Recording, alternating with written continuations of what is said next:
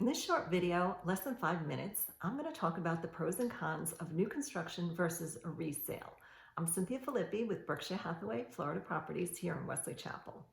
Often when I'm working with buyers, they'll ask me that question. They'll say, should I buy a resale or should I buy new construction? So let's talk about pros and cons of both. First, let's talk new construction. Pro. Well, quite obviously, it's brand new. That's a benefit because you're not going to have to put on a new roof for 20 years. Hot water heater, that'll last. AC, hopefully you'll get 15 years. Also, as far as the newest designs and trends, countertops, flooring, cabinets, they change all the time. If you're buying new construction, it will be up to date, so that's exciting. The other thing with new construction is it is extremely energy efficient, so you will for sure save on your utility bills. Lastly, homeowners insurance. That also will be less expensive for new construction versus a resale home for the same square footage.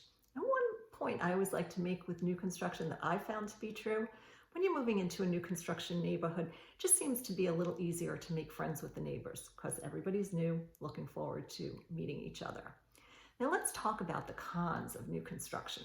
Well, the first thing you want to find out when you're moving into a new construction community is how long is the builder planning to be there? That's important information because if unexpectedly you should have to sell in, say, a year or two and the builder's still there, that's tough. It's very tough to compete against the builder and it will not be as easy to sell.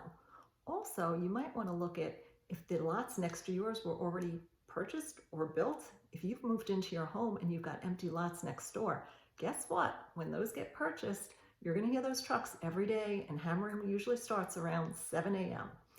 Other thing with new construction is usually takes about 6 to 8 months. So I find often people do live in a temporary situation. They sell their home, go to temporary quarters, and then they try to plan the move to the new construction home. Also, you're not going to know what the interest rate is. That's an unknown because that'll be 6 to 8 months while you're building the property. Okay, let's talk about resales now. Pros of resales. Well, you absolutely know the reputation of the community, which is very important. If you have to sell unexpectedly, you're not competing with builders, so it's much easier to sell. Sometimes with resale homes, somebody's already done the updating for you.